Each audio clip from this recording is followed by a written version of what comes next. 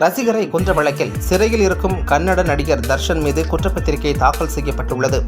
அந்த ரசிகரை கொல்வதற்கு முன் private parts பகுதியில் கரண்ட் ஷாக் கொடுத்த சம்பவம் மக்களுக்கு ஷாக்கை கொடுத்துள்ளது. கர்நாடக மாநிலம் சித்ரதுர்கா பகுதியைச் சேர்ந்தவர் ரேணுகா சாமி. 33 வயதாகும் இவரை கடந்த ஜூன் 9ஆம் தேதி காணாமல் போனதாக புகார் அளிக்கப்பட்டது. பின்னர் காமாட்சிபாளையம் பகுதியில் உடலில் காயங்களுடன் ரேணுகா சாமியின் உடல் கண்டெடுக்கப்பட்டது. இதைத் தொடர்ந்து நடந்த விசாரணையில்தான் கன்னட நடிகர் தர்ஷன் தனது காதலியும் நடிகையுமான பவித்ராவுடன் ஜூன் 11ஆம் தேதி கைது செய்யப்பட்டார். கொல்லப்பட்ட ரேணுகா சாமியும் தர்ஷனின் மிக தீவிர ரசிகர்தான். தர்ஷனுக்கு 2003ஆம் ஆண்டில் அவரது உறவினரான விஜயலட்சுமியுடன் திருமணம் நடந்தது. இந்த தம்பதிக்கு ஒரு மகனும் உள்ள நிலையில் நடிகர் தர்ஷன் பவித்ரா என்ற கன்னட நடிகையுடன் பழகி வந்துள்ளார். இதற்கு தர்ஷனின் மனைவி விஜயலட்சுமி கடும் எதிர்ப்பு தெரிவித்து வந்தார். இதற்கிடையே தனது மானசீக நடிகரின் மனைவி துன்பப்படுவதை தாங்க முடியாத ரேணுகா சாமி பவித்ரா கவுடாவின் சமூக வலைத்தள கணக்குகளுக்கு ஆபாசமாக திட்டி செய்திகளை அனுப்பியதாக தெரிகிறது. தர்ஷனை விட்டு பிரிந்து போய் என்று எச்சரித்ததாகவும் தெரிகிறது. ரேணுகா சாமியின் செயல்கள் குறித்து பவித்ரா தர்ஷனிடத்தில் கூறியதும் அவர் கடும் கோபமடைந்துள்ளார்.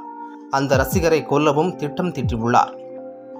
திட்டத்தின்படி தனது ரசிகர் மன்ற தலைவர் ஒருவரின் ஏற்பாட்டின் பேரில் ரேணுகா சாமியை தனது நண்பர் ஒருவரின் வீட்டிற்கு அழைத்து வந்துள்ளார். அங்கு வைத்து ரேணுகா சாமியை இரும்பு கம்பியால் அடித்து துவைத்துள்ளனர். அவரை அடித்து துன்புறுத்துவரை தர்ஷன் பார்த்து ரசித்ததாகவும் சொல்லப்படுகிறது. பின்னர் ரேணுகா சாமியை கொலை செய்து காமாட்சிபாளையம் பகுதியில் அவரின் உடலை வீசியுள்ளனர்.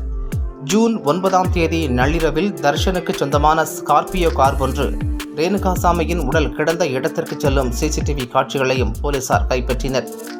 கர்நாடகத்தில் இந்த சம்பவம் கடும் அதிர்ச்சியை ஏற்படுத்த தர்ஷன், பவித்ரா உள்ளிட்ட 17 பேர் கைது செய்யப்பட்டுள்ளனர். கொலை செய்யப்பட்ட ரேணுகா சாமி அவருடைய பெற்றோருக்கு ஒரே மகனாவார். சமீபத்தில்தான் அவருக்கு திருமணம் நடந்தது. அவரின் மனைவி தற்போது 4 மாத கர்ப்பிணியாக இருப்பதுதான் சோகத்திலும் சோகம். இந்த நிலையில் ரேணுகா சாமி கொலை தொடர்பாக கன்னட நடிகர் தர்ஷன் உள்ளிட்ட 17 பேர் மீது செப்டம்பர் 4ஆம் தேதி பெங்களூர் கீழமை நீதிமன்றத்தில் குற்றப்பத்திரிகை தாக்கல் செய்யப்பட்டது. இதில் தர்ஷன் 2வது குற்றவாளியாக சேர்க்கப்பட்டுள்ளார். 3991 பக்கங்கள் கொண்ட குற்றப்பத்திரிகையில் பல அதிர்ச்சி தகவல்கள் இடம்பெற்றுள்ளன. நடிகர் தர்ஷன் மற்றும் அவரது கும்பலால் தாக்கப்பட்டதில் ரேணுகா சாமியின் மார்பு எலும்புகள் உடைந்து போனது என்றும் அவரது உடல் முழுவதும் மொத்தம் 39 காயங்கள் இருந்தன என்றும் தெரிவிக்கப்பட்டுள்ளது. தர்ஷன் மற்றும் அவரது கும்பல் ரேணுகா சுவாமியின் அந்தரங்க பகுதியை மெகர் கருவியை பயன்படுத்தி ஷாக் வைத்து கருக்கி உள்ளனர் என்றும் கூறப்பட்டுள்ளது.